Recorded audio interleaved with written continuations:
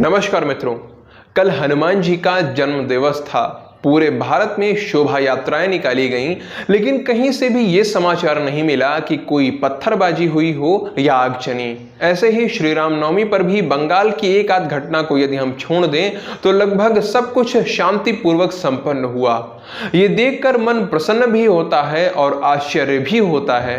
प्रसन्नता इसलिए कि हम अपने त्योहार शांतिपूर्वक मना पा रहे हैं। यदि पत्थरबाजी ना हो, हिंसा ना हो, तो शोभा यात्रा में सम्मिलित व्यक्तियों के घर वालों को भी चिंता नहीं होती है। वो स्वयं भेजते हैं सम्मिलित होने के लिए, नहीं तो उनके मन में ये चिंता बनी रहती थी कि कहीं कुछ हो ना जाए। और मित्रों, आश्चर्य इसलिए हो रहा है कि वर्षों से लगातार रामनवमी और हनुमान जन्मोत्सव की शोभा यात्राओं पर पत्थरबाजी होती आ रही है।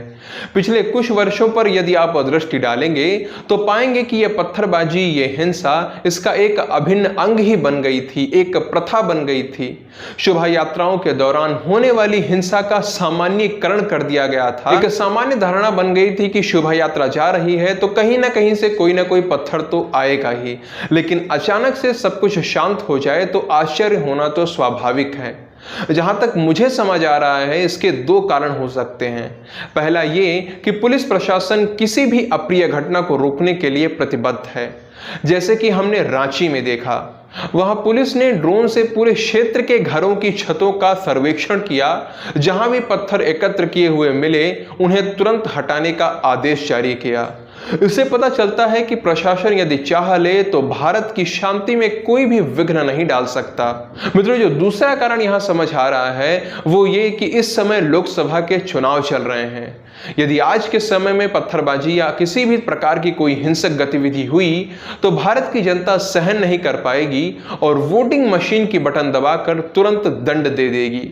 इसीलिए जो भी राजनीतिक दल, जो भी लोग, जो भी सरकारें इन अराजक तत्वों को संरक्षण देती थीं, उन सभी ने ध्रुवीकरण के भय से इस बार स्पष्ट आदेश देकर सब कुछ रोक कर रखा होगा।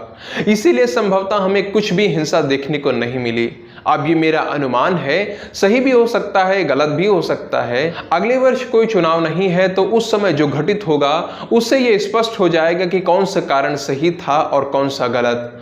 बाकी कारण जो भी हो, चुनाव का भय, प्रशासन की जागरूकता या कुछ और, ये कारण सदा विद्यमान रहे तो ठीक है, ताकि बहुसंख्यक समाज सदा ऐसे ही शांतिपूर्वक अपने ही देश में अपने त्योहार, अपने सभी उत्सव मना पाए।